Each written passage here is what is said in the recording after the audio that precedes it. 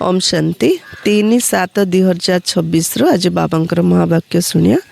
मिठे बच्चे तुम्हें ड्रामार आदि अंत को जानिच तुमको बाबा द्वारा ज्ञान तृतीय नेत्र मिली से तुम्हें हेल आस्तिक। बाबा कहले दुनिया रे आस्तिक क्या कहे से भक्ति कले भगवान को डाकिले आस्तिक कहते किंतु ये बाबा कहले सृष्टि आदि अंत को जी जानला भगवान को जाणिकी भगवान को जी सब पाई पारला ताकू कहला आस्तिक। प्रश्न बाबांकर के उपाधि धर्म स्थापक मान दि जाई परिबो नाही। उत्तर बाबा होचंती सद्गुरु। कौन से भी धर्म स्थापक को गुरु कहि परिबा नाही कारण गुरु सी जे दुखर मुक्त करी सुख को नहीं जाई थांती। धर्म स्थापक जन्म परे तांको धर्मर आत्मा माने परम धाम तल को आसती से माने क्या ऊपर को अर्थात घर को नहीं जानती नहीं। जिते बाबा आसती से समस्त आत्मा मान को घर को फेराई नहीं जाती से समस्तंकर सद्गुरु अटंती। केवल ज्ञान शुणीदेले उपदेश देदेले किए गुरु हो पारियोनी। एक्चुअली गुरु क्या कह जे सब आत्मा को दुखर मुक्त करी परम धाम को नहीं जाई परिबो निजर मूल घर को नहीं पारिबो ताकू गुरु कह जाउछि। ए काम केवल परमात्मा ही करि परिबे तेणु परमात्मा को ही गुरु किंबा सद्गुरु कह जाई परिबो।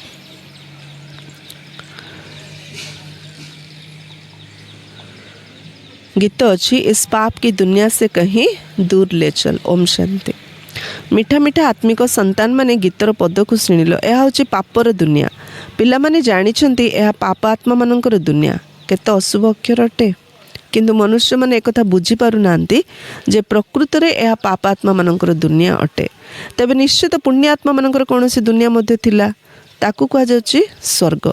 पापात्मा मानकर दुनिया को कहा जाउची नरक। अर्थ के मले स्वर्ग को जाउछन कहउछन माने क्लियर जे समस्त एडी नरक रे अछु आ नरक रे केबे पुण्य आत्मा रुहंतिनी नरक रे समस्त पापात्मा ही रुहंती। पापात्मा मानकर दुनिया को नरक कह जाउछि। भारत रे ही स्वर्ग एवं नरकर चर्चा बहुत हुए। मनुष्य मरीगले कहितांती स्वर्गवासी ହେଲା तेणु एथिर प्रमाणित होछि से नरकवासी थिला पतित दुनिया रु पावन दुनिया को गला किंतु मनुष्य को किछि हेले जणा नै जहाँ आसी ता कहि दउछंती यथार्थ अर्थ किछि भी बुझु नांती। बाबा से पिला मानकु सांत्वना दउछंती जे आउ टिके धैर्य धर तुमे माने पापर बोझरे बहुत भारी हो जायछ एबे मु तुमको पुण्य आत्मा करी एभली दुनिया को नहीं जीवी जहाँ को स्वर्ग कह जाए सेठारे ना कौनसी पाप थिबो ना कौनसी दुख थिबो। पिला मानकु आश्वस्त मिल जाउछ। गोटे लोक को जदि रोग हो से केते डॉक्टर बुली बुली आसब कौटी भल हेनी सब डॉक्टर छाड़देवे लास्ट गोटे डॉक्टर मिले से कह तुम चिंता करनी तुम रोग 100% भल हो केते आश्वस्ति मिलूँ।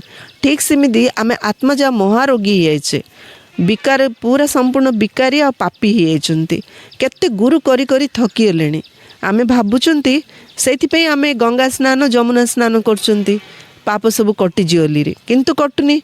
एबे बाबा सुप्रीम डॉक्टर ही आसछंती कहछन धैर्य धर खाली आत्मा ली भाभी मते जोग कर मु ग्यारंटी दउछि तमर सब पाप भस्म करिया सहित आरि बैकुंठर मालिक कर दी। तो बाबा हमको अविनाशी आश्वस्ति दउछंती आज एठार अच्छु काली निजर शांतिधाम सुखधाम को चली जीवु। आउरी सुप्रीम सर्जन कौन कहते आज ये अच्छो काली की शांतिधाम पलैब काली की सुखधाम पलैब। जेपरी रोगी मनुष्य जिते टिके आरोग्य ही आसे ताकू डाक्तर सांत्वना दी था तुम्हें खूब शीघ्र भल हो एबे यह तो हूँ अविनाशी धैर्य। डॉक्टर से गोटे कथार रोग रोगीर जमी अधा रोग भल हो जाऊँगी सेमती अविनाशी डॉक्टर बाबा आसुँच आमको अविनाशी धैर्य दौरान। अविनाशी पिता कहते तुम्हें तो बहुत दुखी पतित हो जाइछ एबे मु तुम पिला मानक आस्तिक करछि पुणी रचनार मध्य परिचय दउछि। ऋषिमुनि आदि तो कही आसନ୍ତି जे आमे रचयिता एवं रचना को जानिनु तेबे एहाकु किए जानिछि केबे और काहा द्वारा चिन्हि परिबा एकथा काहाकु जणा नै। नेति नेति कहीदेले मात्र जदि नेति नेति कहला आहुरी जानियार अच्छी ताले काहा द्वारा जानिबा किए जनइब ए कथा मात्र काहाकु जणा नै। ड्रामार आदि मध्य अंतर रहस्य को मत कई जानी नांती। बाबा कहते मु संगम जुगर आसी ड्रामा अनुसार प्रथमे प्रथमे तुम पिला मानकु आस्तिक करछि पुणी तुमको रचनार आदि मध्य अंतर रहस्य सुनाउछि अर्थात तुमर ज्ञानर तृतीय नेत्र खोलुछि। एबे तुमको ज्ञानर आलोक मिल जाछि। जेतेबेले आखिर ज्योति चली जाए सेतेबेले मनुष्य अंध हो जाती। ठीक सेमिदी आत्मा अच्छी आमे आत्मा शरीर अच्छु मात्र ज्ञानर ज्योति आम भितर नाई तेणु बाबा आसंदी आम ज्ञानर तृतीय नेत्र दौरान वर्तमान मनुष्य निकटरे ज्ञानर तृतीय नेत्र ना मनुष्य हो जदि से ईश्वरीय पिता एवं तांको रचनार आदि मध्य अंतर ज्ञान को जानी ना तेणु तांको बुद्धिहीन कहुच्छी गीतार मध्य रही गोटे पार्श्वर हेले अंधार अंधर संतान अंध द्वितीय पक्ष हेले दृष्टि शक्ति संपन्न अंधर संतान अंध कौरव दृष्टि शक्ति संपन्न हेले पांडव सी बाबा को जानले शास्त्र देखाई महाभारत युद्ध लगी एवं एक आदि सनातन देवी देवता धर्मर स्थापन होता बाबा से आत्मा मान राजयोग शिखाई सत्यजुगी स्वराज्य देवाई आत्मा ही कहूँ मु राजा अटे मु बारिस्टर अटे तुमर आत्मा भी जानुची मु विश्वर स्वराज्य प्राप्त करने को जाऊँगी विश्वर रचयिता बाबा द्वारा से कहार रचयिता अटंती नुआ दुनियार बाबा नुआ सृष्टि रचना कर रचयिता भी अटंती एवं तांको भितर समस्त ज्ञान मध्य रही सारा विश्वर इतिहास कई जड़े हेले जानी ना कहार भी ज्ञानर तृतीय नेत्र ना केवल जड़े बाबा ही जानी बाबा छड़ा क्या पाखे ज्ञानर तृतीय नेत्र ना बाबा व्यतीत कहीं तृतीय नेत्र दे पारे ना जेहेतु ना तेणु दे पारे विश्वर इतिहास भूगोल मूलवतन सूक्ष्मवतन स्थूलवतन ए सबको तुम्हें ही जानुच मूलवतन है आत्मा मानकर दुनिया सन्यासी मैंने कहते आम ब्रह्म लीन हो अथवा ज्योति ज्योति मिशिजु एपरी हो न थाए तुम्हें जानिच समस्ते ब्रह्म तत्व जाए निवास करेंगे ता शांतिधाम घर अटे से मैंने कहीदे ब्रह्म ही भगवान अटंती अनेक तफात रही जेपरी आकाश तत्वटे सेपरी ब्रह्म मध्य तत्व अटे जो आत्मा माने एवं परमपिता परमात्मा निवास करता किंतु स्वीट होम अर्थात मिठा घर कहुए ताहा आत्मा मानकर घर सब कौटी अछंती कौटी अछंती शिव बाबा याद है बाबा कौन कहले जेपरी आकाश तत्व अटे सेपरी ब्रह्म मध्य तत्व अटे नहीं कि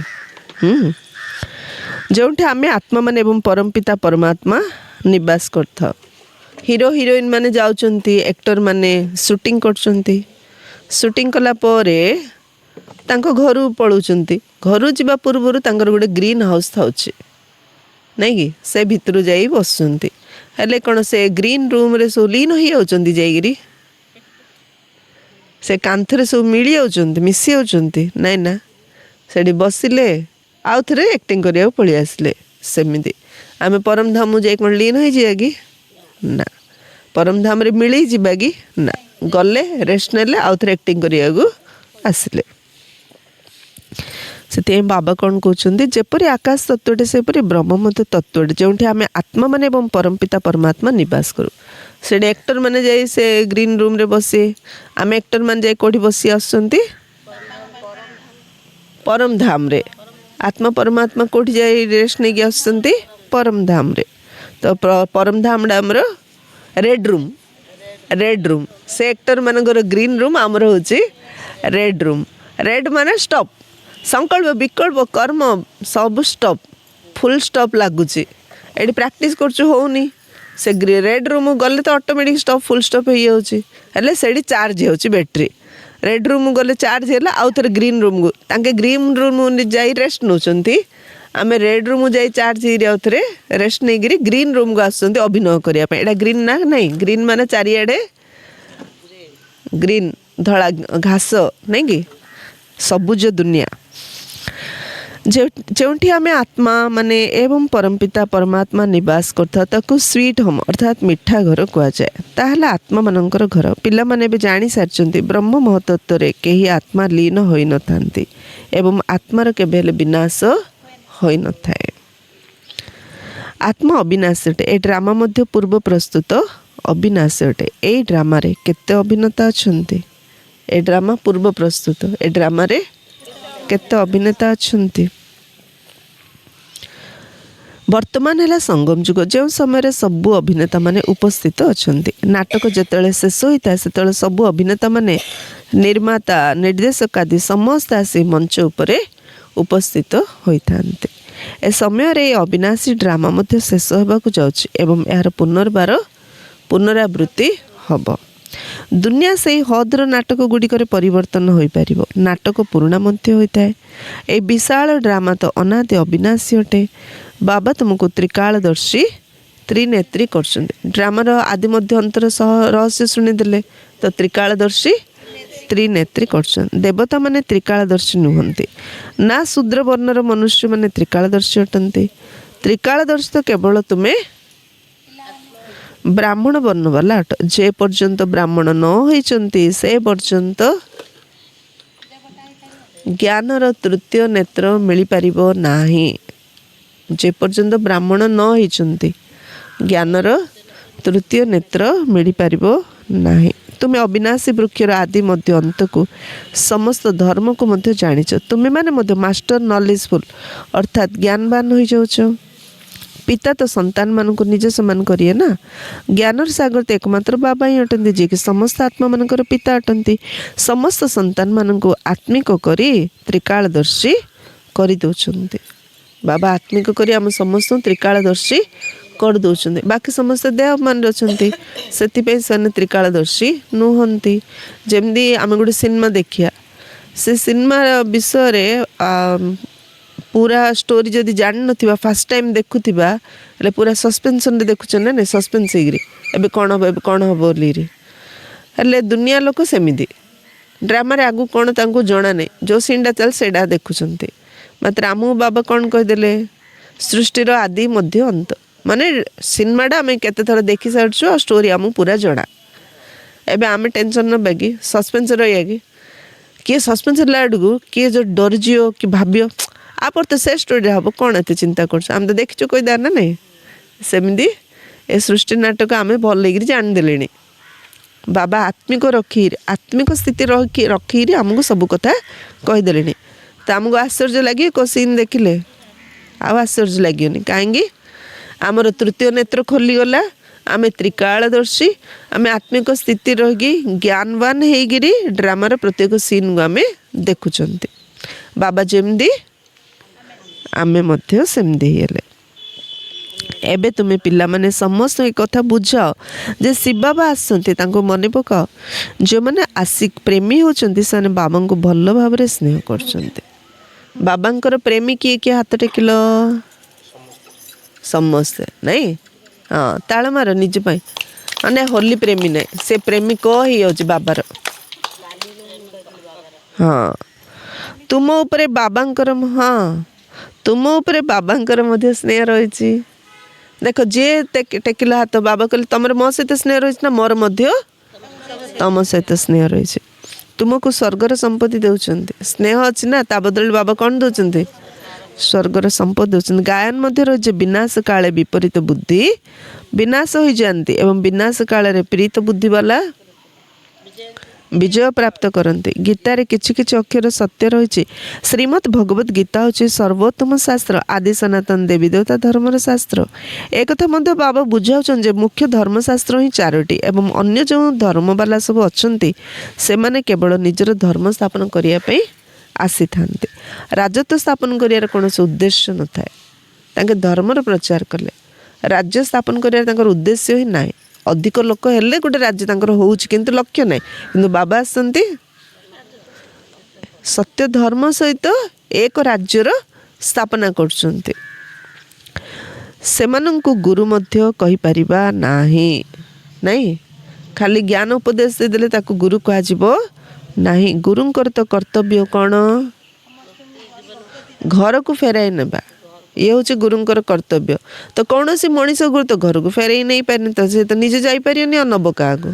ତେଣୁ ଗୁରୁ ଟାଇଟଲ ତ କାହାକୁ ଦିଆଯାଇପାରିବନି। ଗୁରୁ ଟାଇଟଲ ତ କେବଳ ବାବାଙ୍କୁ ହିଁ ଦିଆଯାଇପାରିବ। ବାବା ଜଣେ ହିଁ ଗୁରୁ, ଯିଏକି ସବୁ ଆତ୍ମାମାନଙ୍କୁ ଘରକୁ ଫେରେଇକି ନେଉଛନ୍ତି। ଇବ୍ରାହିମ, ବୁଦ୍ଧ, ଖ୍ରୀଷ୍ଟ ଆଦି ତ ଆସିଥାନ୍ତି, କିନ୍ତୁ ସେମାନଙ୍କ ପଛରେ ସେମାନଙ୍କର ବଂଶାବଳୀ ମଧ୍ୟ ତଳକୁ ଆସିଥାନ୍ତି। ଗୁରୁ ସିଏ ଯେ ଦୁଃଖରୁ ମୁକ୍ତ କରି ସୁଖକୁ ନେଇଯାଆନ୍ତି, ସେମାନେ ହେଲେ ଗୁରୁ। ଧର୍ମସ୍ଥାପକ ମାନେ କେବଳ ଧର୍ମ ସ୍ଥାପନ କରିବା ପାଇଁ ଆସିଥାନ୍ତି। ତାଙ୍କ ଜୀବନରେ ତ କେତେ ଦୁଃଖ, ଆଉ ସେ ଅନ୍ୟମାନଙ୍କୁ ଆଡ଼ୁ ଦୁଃଖରୁ ମୁକ୍ତ କରିବେ। ସେମାନେ ଆସିଲେ ଧର୍ମର ପ୍ରଚାର କଲେ, ଧର୍ମ ସ୍ଥାପନ କଲେ, ଚାଲିଲେ। ଏଠାରେ ତ ଅନେକଙ୍କୁ ଗୁରୁ ବୋଲି କହିଦେଉଛନ୍ତି। ବ୍ରହ୍ମା, ବିଷ୍ଣୁ, ଶଙ୍କରଙ୍କୁ ମଧ୍ୟ ଗୁରୁ କହିପାରିବା ନାହିଁ। ଏକମାତ୍ର ଶ୍ରୀ ବାବା ହିଁ ସମସ୍ତଙ୍କର ସଦ୍ଗତି ଦାତା ଅଟନ୍ତି। ସମସ୍ତେ ଏକ ରାମଙ୍କୁ ହିଁ ଡାକୁଛନ୍ତି। ଶ୍ରୀ ବାବାଙ୍କୁ ମଧ୍ୟ ରାମ କୁହାଯାଏ, ଶିବ ବାବାଙ୍କୁ ମଧ୍ୟ ରାମ କୁହାଯାଏ। କୋଉ ରାମ? ସିଏ पतित पावन सीताराम। हाँ दुनियार अनेक भाषा थिबारु अनेक नाम मध्य रखी देइचंती। प्रकृत नाम हैला शिव। अनेक नाम थिबारु अनेक नाम रखी दे निजे निजे बाबा नाम देथिले निजे। हाँ काहे से केबे जन्म हो नांती आमे जन्म होचली हमको आउ जणे ना दउचंती। एक द्वितीय रे आमे बारंबार जन्म नौचली आम बारंबार ना मध्य चेंज होची। से जी होची हो गुरु हुंतु धर्म पिता हुंतु किंतु शिव बाबा कोन जन्म होचंती कि तांकर ना केबे चेंज होबो कि सदा बेले गोटे ना कोन सदा शिव। प्रकृत नाम हैला शिव। तांको सोमनाथ मध्य कुआ जाए कोन पई मंदिर प्रथम जो होता तार ना सोमनाथ किंतु सोमन हाँ हाँ हाँ सोमरस पान कराइथिले अर्थात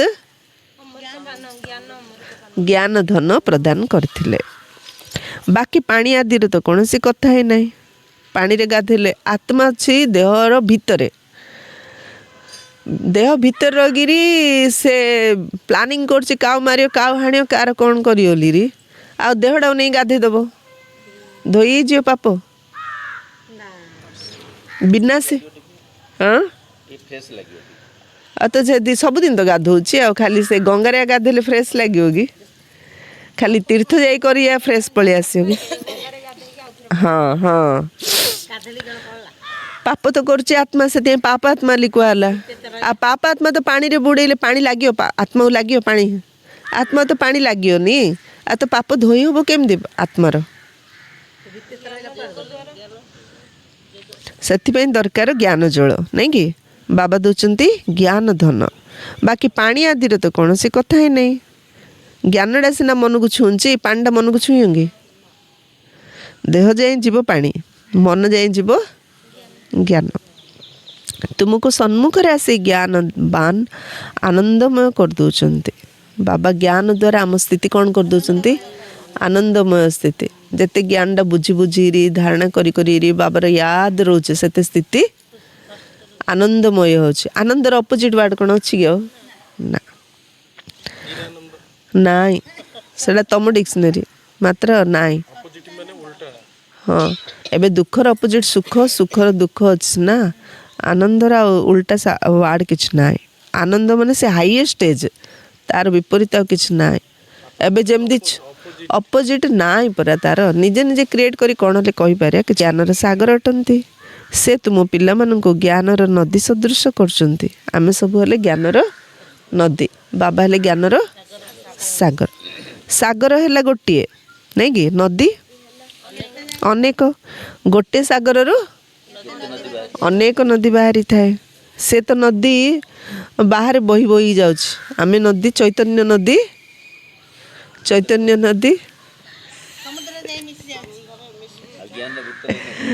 हाँ गुप्त ज्ञानटा ज्ञानटा भितर बहुच नहीं कि भितर बहुची आत्मा भितर आगे तो ज्ञानटा को आम समस्त जो शुणेले आत्मा तो भितर भितर ताको ध्यान करछु ना।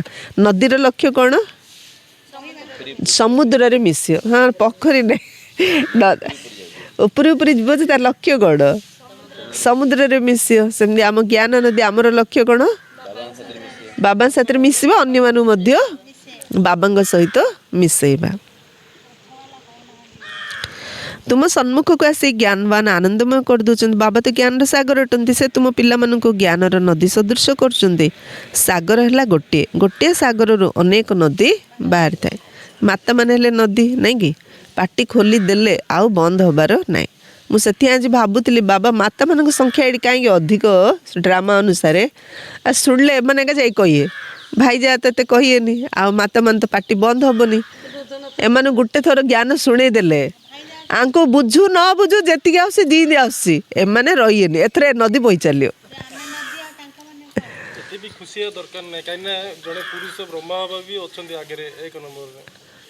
एक नंबर नहीं भाई माने तो सेवा धूम माने प्रैक्टिकल प्लानिंग करी करिए भाई गोटे कौन गोटे भाई यथेष्ट आमर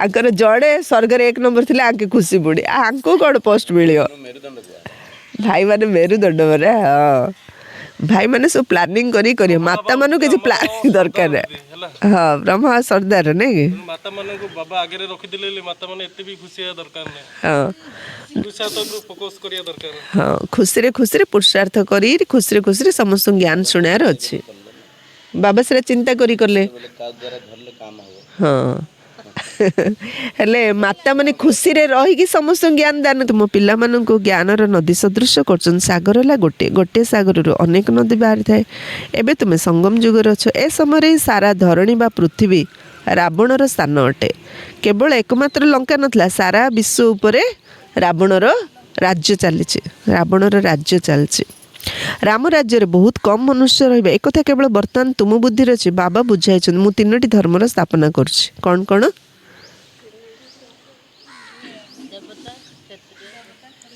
ब्राह्मण ब्राह्मण देवता क्षेत्र तापर वैश्य शूद्र वर्ण रे अन्य समस्त आसी निज निजर धर्म स्थापन करथान्ते अनेक धर्मर विनाश मध्य बाबा करै थान्ते भारत रे त्रिमूर्तिर चित्र मध्य तैयारी करछन किंतु सेतरे शिवंकर चित्र को गुप्त कर दैछन्ति से चित्रटा नहीं समस्त बुझा बोली बाबा कहउछन्ति शिवंक चित्र द्वारा ही प्रमाणित होचे परमपिता परमात्मा शिव ब्रह्मांक द्वारा स्थापना विष्णुंक द्वारा पालना करछन्ति तांकु करी करया वाला मध्य कुआ जाए निजे बाबा मध्य कर्म करछन्ति तुम पिला मानकु मध्य सिखौछन्ति कर्म अकर्म विकर्मर गति मध्य बुझौछन्ति रावण राज्य रे तुमे जेउ सब कर्म करछ ताहा विकर्म हो जाउछि सत्य जुग रे जेउ कर्म करछ ताहा अकर्म हो जाए एठार तो विकर्म ही होता है कारण रावणर राज्य अटे किछि भी सेवा कले आम किछि आशा रखिदेले मान सम्मान मिलू समस्त जानतु समस्त पचारतु समस्त स्नेह करतु सेडा मध्य कोन हैला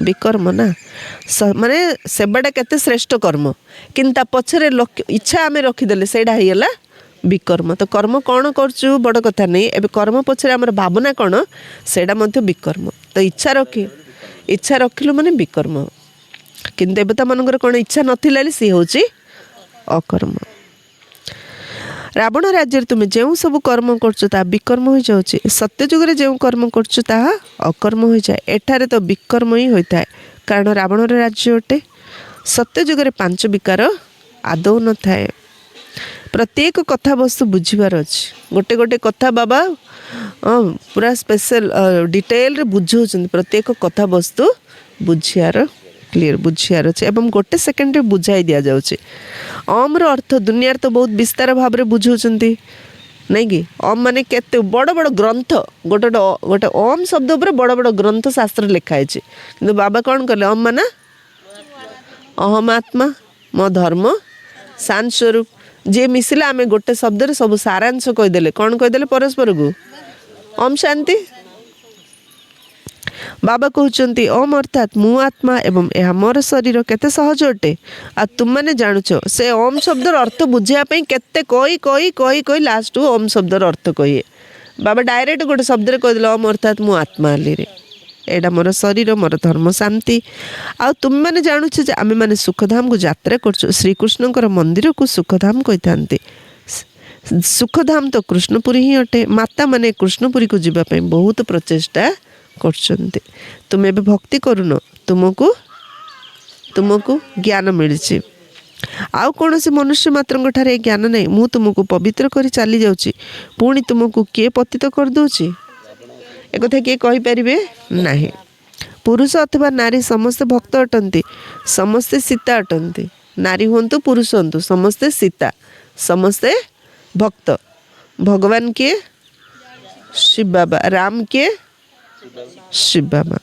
समस्त सद्गति कला वाला बाबा ही अटंती समस्ते रावणर बंदीशाला अच्छा यह दुख धाम ही अटे सब कौटी अच्छा दुख रावणर बंदीशाला आकु कहला दुख धाम बाबा तुमको सुखधाम मालिक कर बाबा को 5000 वर्ष पर केवल तुम मैंने ही देखुच लक्ष्मीनारायण आत्मा निकट में एवं ज्ञान अच्छी जे मु छोट अवस्था ये कृष्ण हेबी पुणी बड़ हेबी पुणी ए सर छाड़ी पुणी अन्य सर नेबी अन्य क्या पाखरे ए ज्ञान नहीं लक्ष्मीनारायण पाखरे ए ज्ञान अच्छी नहीं कि श्री राधाकृष्ण हे तापर लक्ष्मीनारायण हे वृद्ध हे सर छाड़े से ज्ञान अच्छी बाबा कहते तुम्हें समस्ते पार्वती अट तापर नेक्स्ट सरला तापर आम सब हेले पार्वती ଶିବ ବାବା ତୁମକୁ ଅମର କଥା ଶୁଣାଉଛନ୍ତି। ଅମର କରିବା ପାଇଁ ଅମର ଲୋକକୁ ନେଇଯିବା ପାଇଁ ବାବା ଅମର କଥା ଆମକୁ ଶୁଣାଉଛନ୍ତି।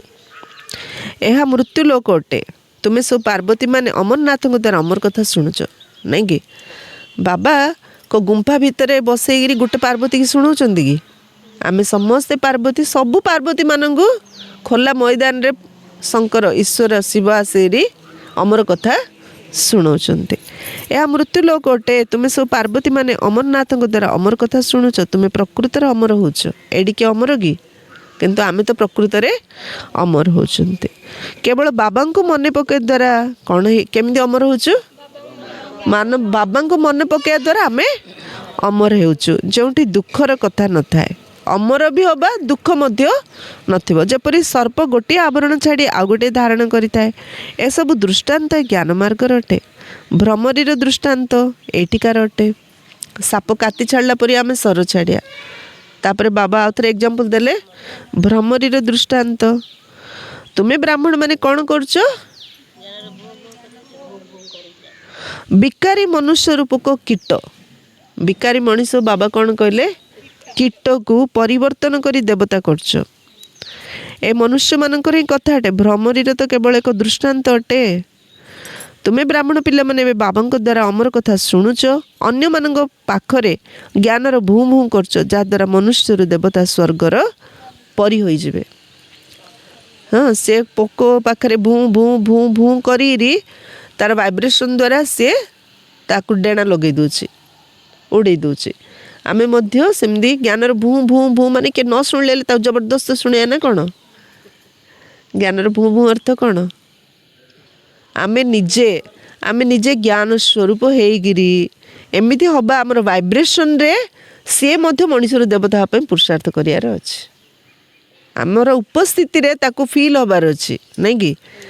ଆମର ସ୍ଥିତି ସେମିତି କରିବାର ଅଛି। ହଁ ହଁ ହଁ ହଁ ହଁ ସେୟା ଅନ୍ୟକୁ ମଧ୍ୟ ପହଞ୍ଚିବ।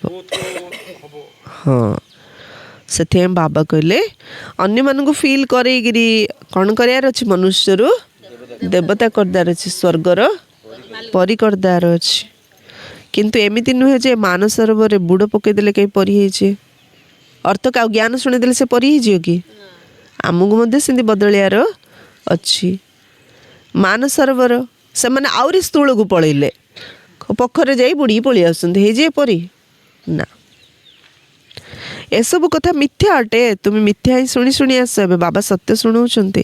ଏବେ ବାବା କହୁଛନ୍ତି ନିଜକୁ ଆତ୍ମା ମନେ କର। ତୁମେ ବୁଝିପାରୁଛ ନିରାକାର ପରମପିତା ପରମାତ୍ମା ଏ ମୁଖ ଦ୍ୱାରା ଶୁଣାଉଛନ୍ତି, ମୁଁ ଏ କାନ ଦ୍ୱାରା ଶୁଣୁଛି। ଆତ୍ମଅଭିମାନୀ ହେବାର ଅଛି। ଜ୍ଞାନ ଶୁଣିଲା ବେଳେ ଆତ୍ମଅଭିମାନୀ ହେବାର ଅଛି। ପୁଣି ପରମାତ୍ମା ମଧ୍ୟ ଅନୁଭବ କରାଉଛନ୍ତି ମୁଁ କିଏ। ଅନ୍ୟ କେହି ଆତ୍ମଅଭିମାନୀ କରାଇପାରିବେନି। ବାବା ଛଡ଼ା ମୁଁ କିଏ ଆତ୍ମଅଭିମାନୀ କରାଇପାରିବେନି। ବାବାଙ୍କ ବ୍ୟତୀତ କେହି କରିପାରିବେନି ଯେ ତୁମେ ଆତ୍ମଅଭିମାନୀ ହୁଅ। ଶିବ ଜୟନ୍ତୀ ମଧ୍ୟ ପାଳନ କରୁଛନ୍ତି, କିନ୍ତୁ ତାଙ୍କର ଜୟନ୍ତୀ କିପରି ହେଉଛି ଏକଥା ଜାଣିନାହାନ୍ତି। ବାବା ହିଁ ନିଜେ ଆସି ବୁଝାଉଛନ୍ତି ମୁଁ ସାଧାରଣ ବୃଦ୍ଧ ଶରୀରରେ ପ୍ରବେଶ କରୁଛି, ନଚେତ୍ ବ୍ରହ୍ମା ପୁଣି କେଉଁଠୁ ଆସେ?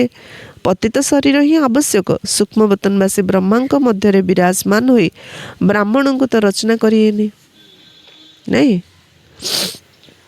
ବାବା କହୁଛନ୍ତି ମୁଁ ପତିତ ଶରୀର ପତିତ ଦୁନିଆରେ ଆସୁଛି। ସୂକ୍ଷ୍ମବତନରେ ବ୍ରହ୍ମାଙ୍କ ଶରୀରରେ ଆସିକି ବାବା ବ୍ରାହ୍ମଣ ରଚନା କରିବେ କି? ସୂକ୍ଷ୍ମବତନରେ ପବିତ୍ର ବ୍ରହ୍ମା, ଏଇଠି ହେଉଛନ୍ତି ପତିତ। ପତିତ ବାବା ବ୍ରହ୍ମା ବା ପତିତ ଶରୀରରେ ଆସିକି ପତିତ ଆତ୍ମାମାନଙ୍କୁ ପାବନ କରୁଛନ୍ତି। ଗାୟନ ମଧ୍ୟ ରହିଛି ବ୍ରହ୍ମାଙ୍କ ଦ୍ୱାରା ସ୍ଥାପନା। ପୁଣି ଯାହାର ସ୍ଥାପନା କରନ୍ତି, ଯେଉଁମାନେ ଜ୍ଞାନ ପ୍ରାପ୍ତ କରନ୍ତି, ସେମାନେ କ'ଣ ହୁଅନ୍ତି? ଯିଏ ଜ୍ଞାନ ପାଇବେ ସିଏ ହେଇଯିବେ ଦେବତା, ଦେବତା ହୋଇଯାଆନ୍ତି। ମନୁଷ୍ୟ ବ୍ରହ୍ମାଙ୍କର ଚିତ୍ର ଦେଖି ଦ୍ୱନ୍ଦ୍ୱରେ ପଡ଼ିଯାଉଛନ୍ତି, କହୁଛନ୍ତି ଏହା ତ ଦାଦା ଲେଖରାଜଙ୍କର ଚିତ୍ର। ପ୍ରଜାପିତା ବ୍ରହ୍ମା ତ ନିଶ୍ଚିତ ଏଇଠାରେ ହିଁ ଥିବେ।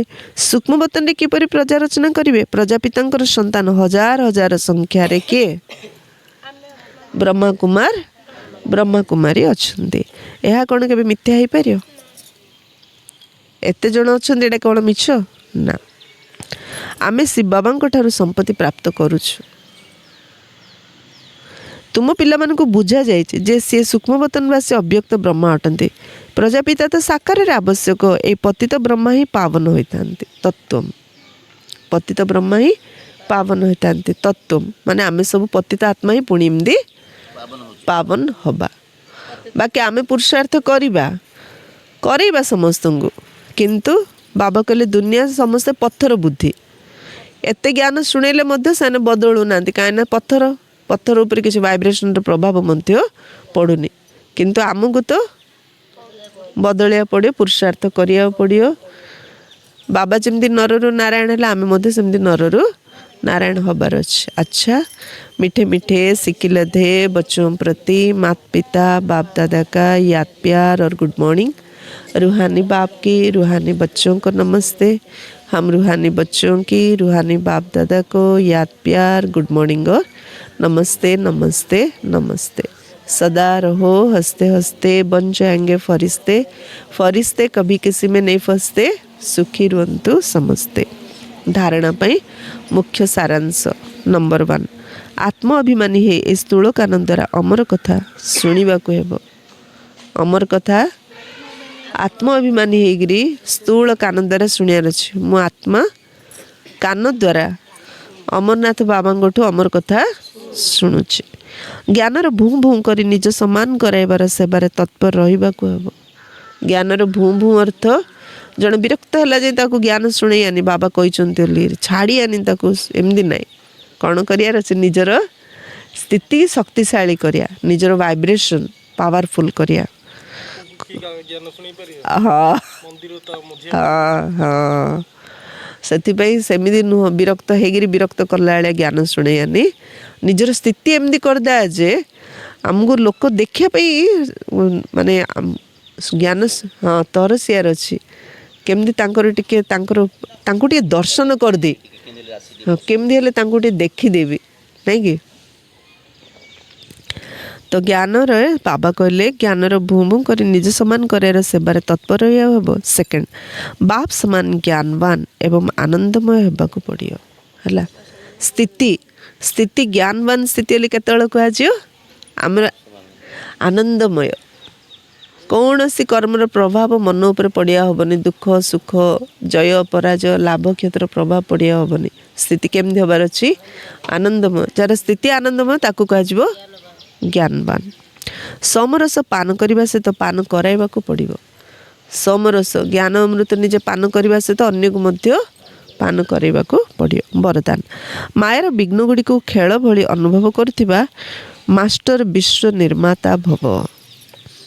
मास्टर विश्व निर्माता क्या कह जे मायर विघ्न को खेल भली भाविबो सी हैला मास्टर विश्व निर्माता। जेपरी कौन भी विस्मय व्यक्ति आगरे छोट छोट पिला वयस्क व्यक्ति आगरे छोट छोट पिला माने निजर पिलाड़िया अज्ञानता अकारणरू जदि किछि भी कहि दियंती बा किछि भी भूल कर दियंती तबे वयस्क लोक माने भाबंती जे ये तो निर्दोष अज्ञानी बालक अटे ना नहीं।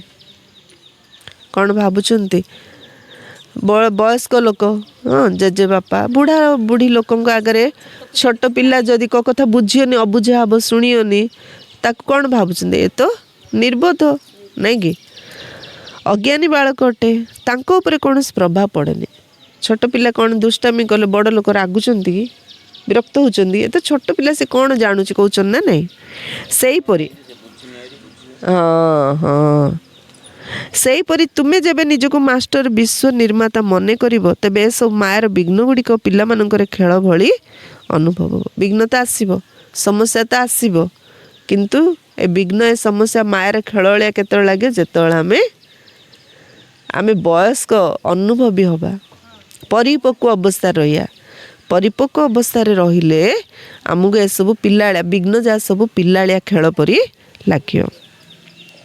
जदि माया कौन भी आत्मा द्वारा विघ्न बा परीक्षार रूप नहीं आसी थाए तेबे से विचलित हेबे नहीं बरं तांकु निर्दोष बोली भाविबे। किए जे मास्टर विश्व निर्माता मु मास्टर विश्व निर्माता। मास्टर विश्व निर्माता माने मास्टर ब्रह्मा हेले ना तो तांका आगरे कहउछन ना ब्रह्मा एमती शास्त्र कहते ब्रह्मा देवता मानू रचना कले दैत्य मानू रचना कले सृष्टिर सबू जेते सब रचना ब्रह्मांकर रचना कहउछन ना ତ ବ୍ରହ୍ମା କାହାକୁ ଡରୁଥିଲେ ନା ଭୟ କରୁଥିଲେ ନା କେଉଁଠି ଟେନସନ୍ ନେଉଥିଲେ କିଛି ନାହିଁ, କାରଣ ତାଙ୍କ ରଚନା ନା, ତ ସବୁ ଜାଗା ଆମ ରଚନା ନା, ତ ଆମର ପିଲାମାନେ, ତ ବିଘ୍ନ ମଧ୍ୟ ଗୋଟେ ପିଲାଟା ନା, ତ ଯିଏ ବି ବିଘ୍ନ ଭୋଗୁଛି ସେ ବି ଗୋଟେ ଛୋଟ ପିଲାଟା ନା, ସେଥିପାଇଁ ନିର୍ଦ୍ଦୋଷ ବୋଲି ଭାବିବା, କାହାକୁ ମଧ୍ୟ ଦୋଷ ଦେବାନି, ସମସ୍ତେ ନିର୍ଦ୍ଦୋଷ, ଛୋଟ ପିଲା ନିର୍ଦ୍ଦୋଷ, ଛୋଟ ପିଲା ସବୁବେଳେ ନିର୍ଦ୍ଦୋଷ କୁହାଯାଏ। କେତେ ବଡ଼ ଭୁଲ କରୁ, ଏ ଭୁଲଟା କାହିଁକି କଲା, ଆ ପଛରେ କାହାର ହାତ ଅଛି, କିଏ ଆକୁ ଶିଖେଇଲା, ଏମିତି ସିନା କହିଏ ତା ପଛରେ ମାଷ୍ଟର ମାଇଣ୍ଡ କିଏ, କିନ୍ତୁ ୟାର ଭୁଲ ବୋଲି କେବେ କହିଏନି। ସେମିତି ବାବା କ'ଣ କହୁଛନ୍ତି, ସମସ୍ତେ ନିର୍ଦ୍ଦୋଷ ବୋଲି ଭାବ, କ'ଣ କରିବାର ଅଛି, ବିଚଳିତ ହେବାକୁ ହେବନି, ବିଘ୍ନ ପରୀକ୍ଷା ପରିସ୍ଥିତି ଆସିଲେ ବିଚଳିତ ହେବନି। ସ୍ଲୋଗାନ, ହଁ ସ୍ଲୋଗାନ, ସ୍ନେହ ଶକ୍ତି ଏବଂ ଈଶ୍ୱରୀୟ ଆକର୍ଷଣ ଯଦି ନିଜ ଭିତରେ ଭରି ନେବ ତେବେ ସହଜ ଯୋଗୀ ହୋଇଯିବ। ଯୋଗ ଲାଗୁନି କହୁଛୁ ନା, ଯୋଗ କେତେବେଳେ ଲାଗିବ, ସ୍ନେହ ଶକ୍ତି ଈଶ୍ୱରୀୟ ଆକର୍ଷଣ, ନିଜ ଭିତରେ ସ୍ନେହ ଶକ୍ତି ଈଶ୍ୱରୀୟ ଆକର୍ଷଣ ଯଦି ଭରି ନେବା ତାହେଲେ ଯୋଗ ଆମର ସହଜ ହେଇଯିବ। ଅବ୍ୟକ୍ତ ଇସାରା, ଜ୍ୱାଳା ସ୍ୱରୂପ ସ୍ଥିତିରେ ରହି ଶକ୍ତିଶାଳୀ ଯୋଗର ଅନୁଭବ କର। ଏଇ ଏବେ ଜ୍ୱାଳାମୁଖୀ ହୋଇ ଆସୁରୀ ସଂସ୍କାର ଆସୁରୀ ସ୍ୱଭାବ ଗୁଡ଼ିକୁ ଭସ୍ମ କର। ଜ୍ୱାଳାମୁଖୀ ନିଜର ଆସୁରୀ ସ୍ୱଭାବ ଆସୁରୀ ସଂସ୍କାରକୁ ଭସ୍ମ କର। ଯେପରି ଦେବୀମାନଙ୍କର ସ୍ମାରକୀ ଚିତ୍ରରେ ଦେଖାଇଛନ୍ତି ଯେ ଜ୍ୱାଳା ରୂପ ଦ୍ୱାରା ଅସୁରମାନଙ୍କୁ ସଂହାର କରିଛନ୍ତି। ଦେବୀ ମାନେ ମା ସ୍ୱରୂପ, କିନ୍ତୁ ଯେତେବେଳେ ଅସୁରମାନଙ୍କୁ ବଧ କରୁଛନ୍ତି ପୁରା ଶକ୍ତି ସ୍ୱରୂପ ଅଛନ୍ତି। ସେମିତି ଶକ୍ତି ସ୍ୱରୂପ କାହାକୁ ନଷ୍ଟ କରିବା, ନିଜର ପୁରୁଣା ସ୍ୱଭାବ ସଂସ୍କାର, ନିଜର ଆସୁରୀ ସଂସ୍କାର ଉପରେ ଆମେ ଦୁର୍ଗା କାଳୀ ହେବାର ଅଛି। ତେବେ ଅସୁର ତ କୌଣସି ବ୍ୟକ୍ତି ନୁହଁ, କିନ୍ତୁ ଆସୁରୀ ଶକ୍ତି ଗୁଡ଼ିକୁ ସମାପ୍ତ କରିଛନ୍ତି। ଦେବୀମାନେ ଆସୁରୀ ଶକ୍ତି ଗୁଡ଼ିକୁ ସମାପ୍ତ କରିଛନ୍ତି। ବିଷ୍ଣୁଙ୍କୁ ସବୁବେଳେ ଉଚ୍ଚରେ ଦେଖାହେଉଛି, କିନ୍ତୁ ବିଷ୍ଣୁଙ୍କ ପାଖକୁ ପରୀକ୍ଷା ହେଲାଠୁ ବିଷ୍ଣୁଙ୍କ ଭିତରୁ ଗୋଟେ ଦେବୀ ପ୍ରକଟ ହେଉଛନ୍ତି, ଏମିତିଆ ଦେଖାହେଉଛି ନା, ଆଉ ସେ ଦେବୀ ଅସୁରମାନଙ୍କୁ ନଷ୍ଟ କରୁଛନ୍ତି। ଅର୍ଥ ଶିବ ବାବା ସର୍ବୋଚ୍ଚ ଶକ୍ତି, କିନ୍ତୁ ଶିବ ବାବା କାହା ଦ୍ୱାରା ଆସୁରୀ ଶକ୍ତିର ସଂସାର ନଷ୍ଟ କରୁଛନ୍ତି, ଆତ୍ମା ମାନଙ୍କୁ ଦେବୀ ରୂପରେ ଦେଖାହେଲା ନାଇଁ କି, ପୁରୁଷ ହେଇଲେ କେବଳ ପରମାତ୍ମା, ଆତ୍ମା ମାନେ ହେଇଲେ ଦେବୀ। ଏବେ ଆମେ ସବୁ ଦେବୀ ମାନେ ଆମ ଭିତରେ ଶକ୍ତି ସୁପ୍ତ ଅବସ୍ଥାରେ ଅଛି, ତାକୁ ଏବେ ଜାଗ୍ରତ କରିବାର ଅଛି। ଯେମିତି ସୂର୍ଯ୍ୟ ଅଛି, କାଲି ବାବା ଗ୍ରହଣ ବିଷୟରେ କହୁଥିଲେ ନା, ସୂର୍ଯ୍ୟ ଅଛି କିନ୍ତୁ ସୂର୍ଯ୍ୟ ଉପରେ ଚନ୍ଦ୍ରର ଟିକେ ଛାଇ ପଡ଼ିଗଲେ ସୂର୍ଯ୍ୟ ପରାଗ ହେଇଯାଉଛି, ଗ୍ରହଣ ହେଇଯାଉଛି। ସୂର୍ଯ୍ୟ ଗ୍ରହଣ ହେଲେ ପରାଗ ହେଇଗଲେ କ'ଣ ହେଉଛି, କିଛି ସମୟ ଅନ୍ଧାର ହେଇଯାଉଛି, ମାତ୍ର ସୂର୍ଯ୍ୟର ଆଲୋକ କ'ଣ କମିଯାଉଛି କି, ନା ସୂର୍ଯ୍ୟ କୁଆଡ଼େ ଘୁଞ୍ଚି ପଳାଉଛନ୍ତି। ସୂର୍ଯ୍ୟ ଯେଉଁଠି ସେଠି ଥାଉଛନ୍ତି, ତାଙ୍କର ଆଲୁଅ ମଧ୍ୟ ଥାଉଛି, ମାତ୍ର କିଛି ସମୟ ପରେ ଅଟୋମେଟିକ୍ ଆଉ ଥରେ ଆଲୁଅ ପଳେଇ ଆସୁଛି।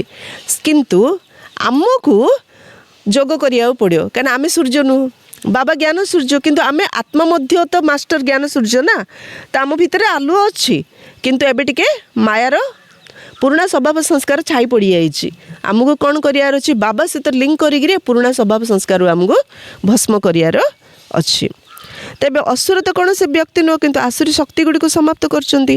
ଏହା ତୁମମାନଙ୍କର ବର୍ତ୍ତମାନର ଜ୍ୱାଳା ସ୍ୱରୂପର ସ୍ଥିତିର ସ୍ମାରକୀ ଅଟେ।